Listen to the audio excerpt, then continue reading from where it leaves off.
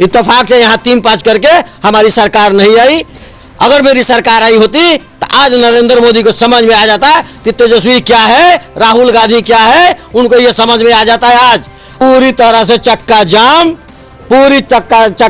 पूरी सरकारी तंत्र जो भी है सबको ठप कर दिया जाएगा। उन न्यायपालिका से नगर पालिका से लेकर न्यायपालिका तक का हम लोगों ने चक्का जाम करने का तैयारी कर रहे हैं। कृषि बिल को वापस करने के लिए प्रधानमंत्री को चाहिए कि इसको ये बिल वापस ले ले, अन्यथा तो ये देश के हित में नहीं है। नमस्कार, मैं असरार हुसैन, सिटी न्यूज के विशेष कार्यक्रम में आप सभी का स्वागत है। मुद्दे की बात यह है कि पूरे देश में कृषि कानून को लेके, जिसको काला कानून देश का किसान बता रहा है, उसको लेके उग्र आंदोलन है पूरे देश में। और पूरा देश जो है इसको लेके काफ़ी जागरूक भी दिख रहा है इस बिल को लेके, और किसान काफ़ी हताहत हैं, परेशान है, लेकिन सरकार है कि किसानों की बात मान नहीं रही है। दरोगा खान सिवान के राजद के काफ़ी वरिष्ठ नेता हैं यहाँ पे, राष्ट्रीय जनता दल के। इनसे हम बात करेंगे कि कृषि बिल को लेकर इन लोगों ने भी काफ़ी सड़क पे उतर के काफ़ी इसका आंदोलन को तेज किया था, धरना प्रदर्शन भी किया था। इनका क्या कहना है। दरोगा जी, विशेष रूप से जो आंदोलन चल रहा है पूरे देश में किसानों का, इसको लेकर सबसे पहली प्रतिक्रिया आप। सबसे पहले प्रतिक्रिया है कि प्रधानमंत्री को तो डायरेक्ट किसानों से बात करना चाहिए। जो ये पेपर के माध्यम से मैंने देखा, आपके माध्यम से मैंने देखा कि वो बता रहे हैं कि मैं किसानों से 24 घंटा बात करता हूँ, लेकिन ऐसा कहीं कुछ नहीं है। और ये किसान हमारे देश के लिए, जिसको अन्नदाता कहा जाता है, अगर अन्नदाता के साथ इस तरह से व्यवहार रहेगा गवर्नमेंट की, तो मुझे नहीं लगता है कि बिहार में या और अदर प्रदेशों में या पूरे भारत में भूखमरी के सिवा दूसरा कुछ नहीं रहेगा। और ये वही हाल होगा जैसे खाली देश वालों ने आपस में लड़ा, अमेरिका को बुलाया। आज के डेट में उनके पास जो निर्यात के लिए तो तेल था, जो साधन था, सोना था, उस सब पर वह हावी हो चुका है। उस तरह से इस देश में अन्य बाहरी लोग हावी होंगे, वो अनाज लेकर आएंगे जिनके पीछे हमारे देश के लोग भागेगा।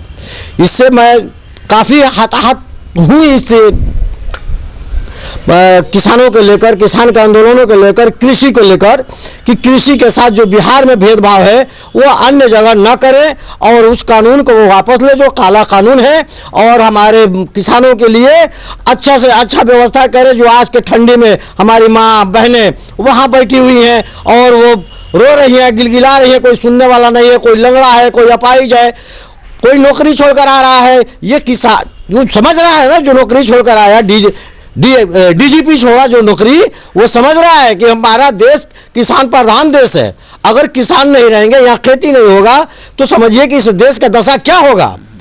हमारे देश में तो कुछ है नहीं, सारे फैक्ट्रियाँ बंद, सारे कंपनियाँ बंद, सारे उद्योग बंद, सारे नौजवान को बेकार करके रोड पे छोड़ दिया गया है। इस तरह से इस मोदी सरकार ने लोगों को ख्वाब दिखाया कि नोटबंदी से काला धन वापस हो जाएगा, काफ़ी धन बाहर से वापस आ जाएगा, देश तरक्की करेगा, उन्नति करेगा।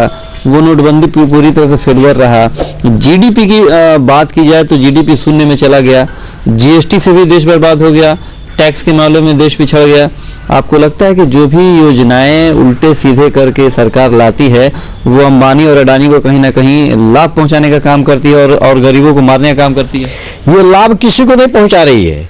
एक दिन अडानी को भी ये पकड़कर अंदर करेगा, छोड़ेगा नहीं। अगर ये रह गए मोदी तो अडानी भी जाएंगे अंदर। इस देश को बेचने की प्लानिंग है, इस देश को बेचने की प्लानिंग है। आप रेलवे को देख रहे हैं, आप एयरपोर्ट देख रहे हैं, आप हवाई जहाज देख रहे हैं, यात्राएं कैसे हो रही हैं। आज ये लॉकडाउन चल रहा है, पूरे विश्व में इसका प्रभाव पड़ा हुआ है। इस वक्त अचानक आनन फानन में कृषि बिल लाने की क्या इनको आवश्यकता पड़ी थी। आज लाखों के तादाद में किसान रोड पर है। आखिर कहां है कोरोना से कौन बचाएगा उनको?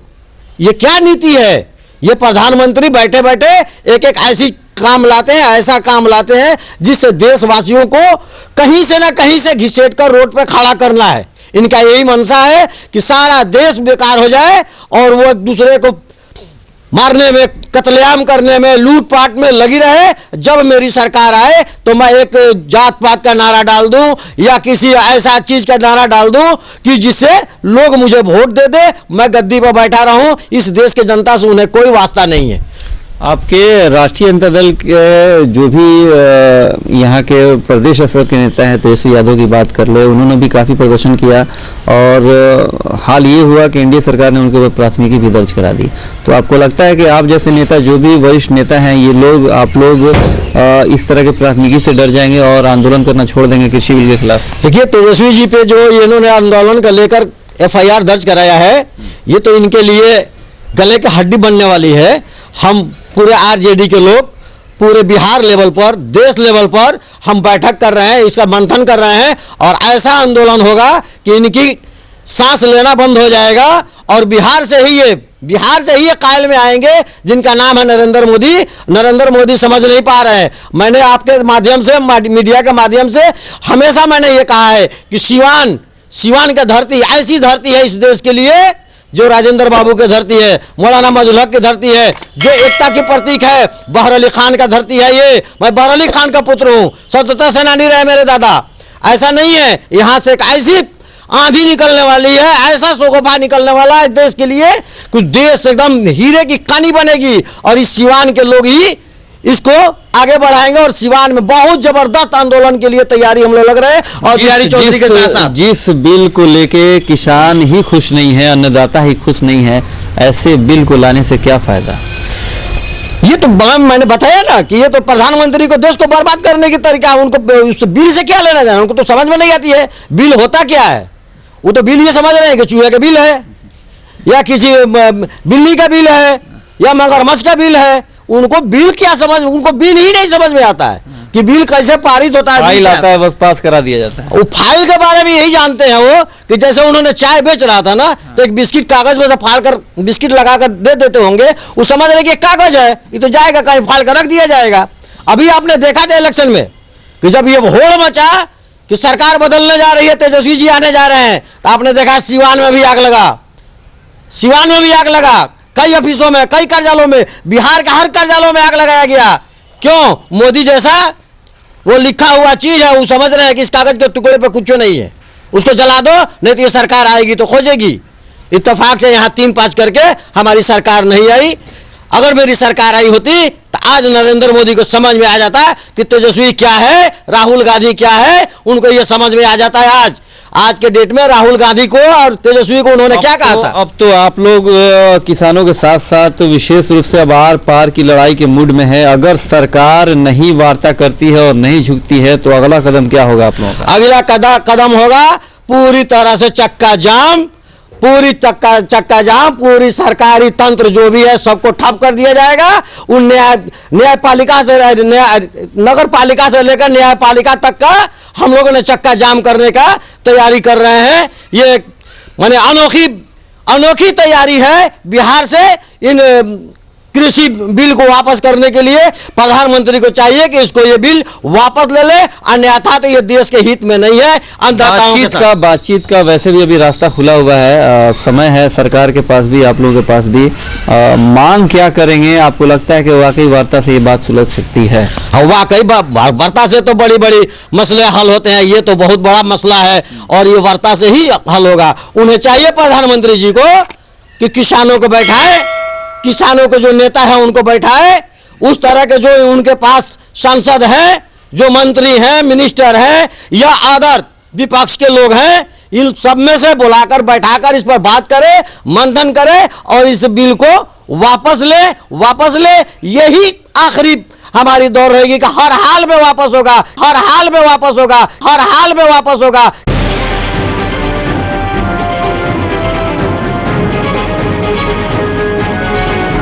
YouTube ऐप पर घंटी बजाओ, हर खबर की अपडेट पाओ।